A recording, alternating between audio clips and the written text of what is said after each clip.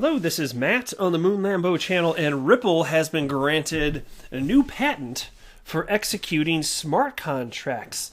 There's all sorts of crypto media outlets writing about this, and it's of particular interest to me because, look, Ripple's been,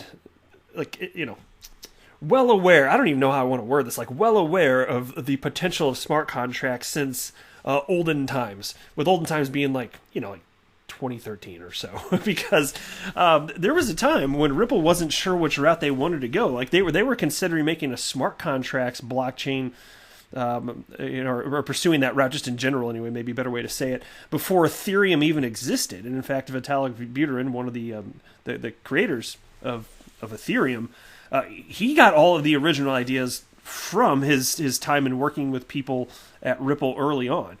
At one point, he even crashed at the couch of Stefan Thomas, who was Ripple's CTO previously before moving on to found Coil.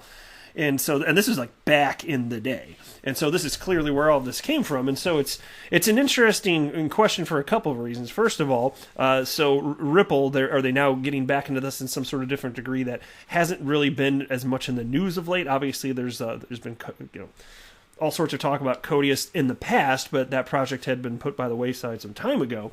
But this is also coming at a time when we know that Flare Networks is about to launch the Spark token, which I'm sure just about every single individual listening to this channel is well aware of at this point.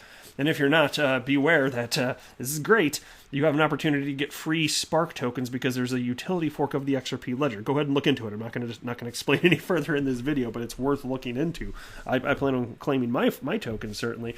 But the whole plan there is to enable smart contracts utilizing XRP because the payments with XRP are just so blazing fast. So from a technological perspective, XRP is already perfectly positioned for that.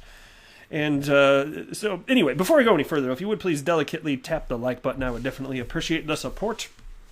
And also, go ahead and subscribe to the Moon Lambo channel. Don't cost nothing, son. Take my free content, damn it. Shout out to XRP Crypto Wolf for sending this article my way. So let's go ahead and dig in, though. I'm going to start with this one, actually, from Crypto News Flash, titled, Ripple Labs Obtains Patent for Smart Oracle System. The United States Patent and Trademark Office, or USPTO for short, has granted Ripple Labs a patent entitled System and Method for Verifying Sequence of Instructions of Software.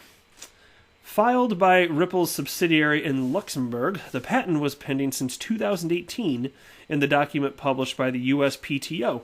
The patent is attributed to former Ripple CTO Stefan Thomas and co-creator of the XRP, co-creator of the Interledger protocol, Evan Schwartz. And so, yeah, they've moved on from the company since then, and it takes a while for the government to move on things, obviously. 2018, it's 2020 now, damn it.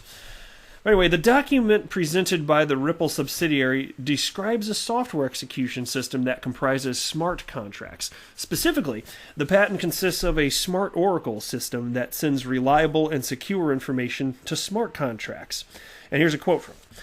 A result produced from an execution of a copy of the software by a corresponding platform can be received from each of a plurality of platforms.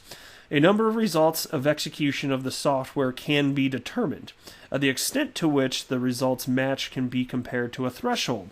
The matching results can be accepted as an agreed-upon output of the software when the extent to which the results match is equal to or greater than the threshold. The software can include an implementation of at least a portion of an act associated with an agreement between at least two entities. And so that's a lot of technical speak that to the vast majority of us is not going to make sense. But hey, smart contracts, right? And let me highlight now this. I want to go back to this page. This is the piece from You Today, because they actually do end up covering a couple things. So first of all, I want to correct something they wrote in here about Interledger. They wrote that where is it right here? Oh yeah, okay. The invention is credited to former Ripple CTO Coil and Coil CEO Stefan Thomas and Evan Schwartz, the co-creator of the Interledger protocol, for blockchain agnostic cryptocurrency payments. That's not true. That is not what Interledger is for. In fact, Interledger connects ledgers of all types, even from the legacy financial system. They do not have to be blockchain specific, and that was kind of the point when they were moving forward. It's making it possible for greater interoperability with cryptocurrency and the legacy financial system. That's a huge part of it. And then you have this little subsection, bringing smart contracts to the XRP ledger.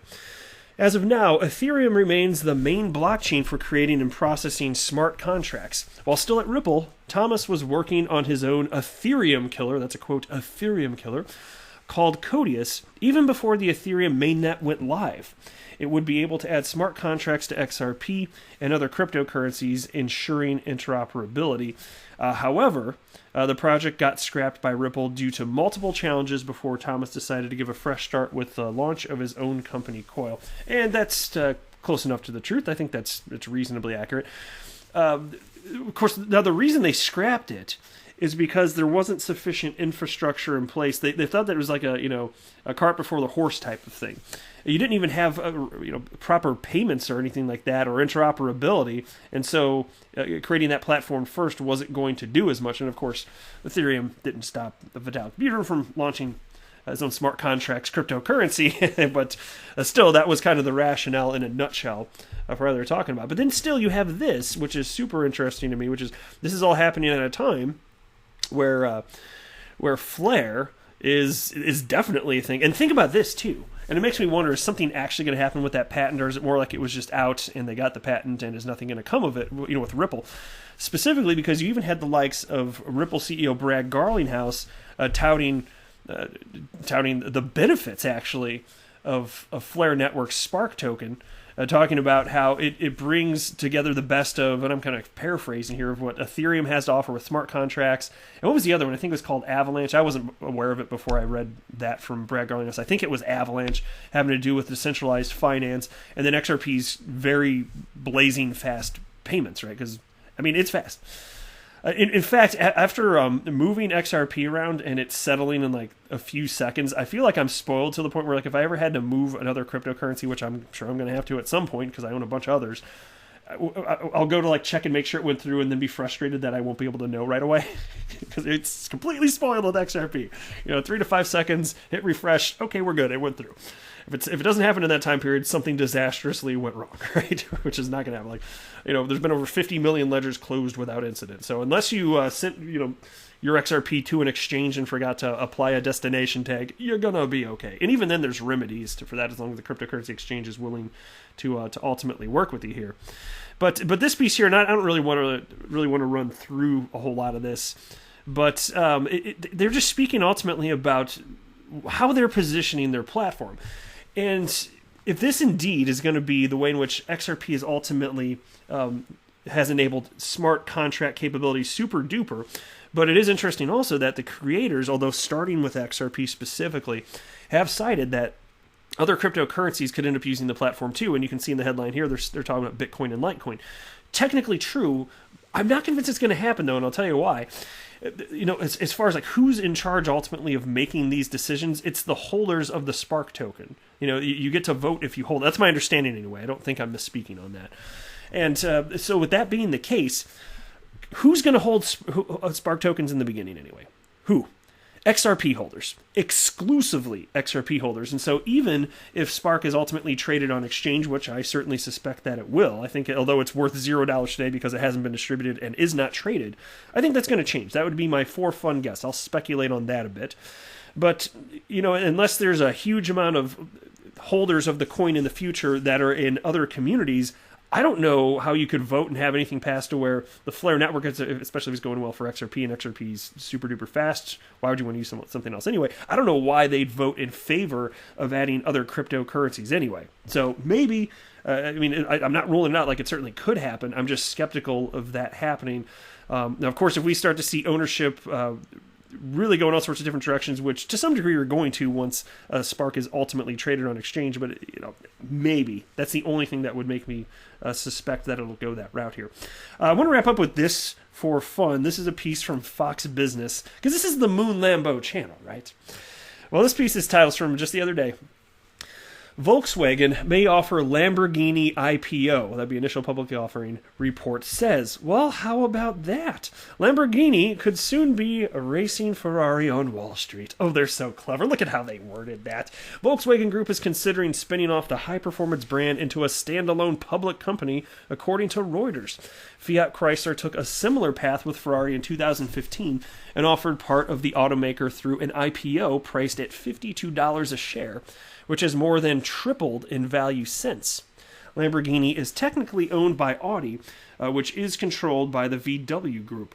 Sources familiar with the matter said steps are being taken to make Lamborghini more independent ahead of a possible listing, but that the timetable remains unclear, and Volkswagen declined to comment.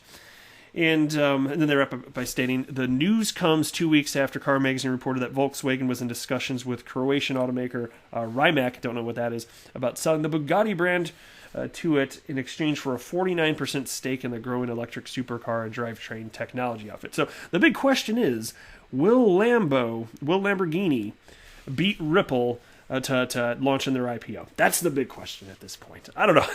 We'll see what happens here. Win Lambo? That's easy. Friday, 2 p.m. I am not a financial advisor. Do not buy or sell anything because of anything that I say or write. That would be a very, very, very bad idea. Until next time, to the Moon Lambo.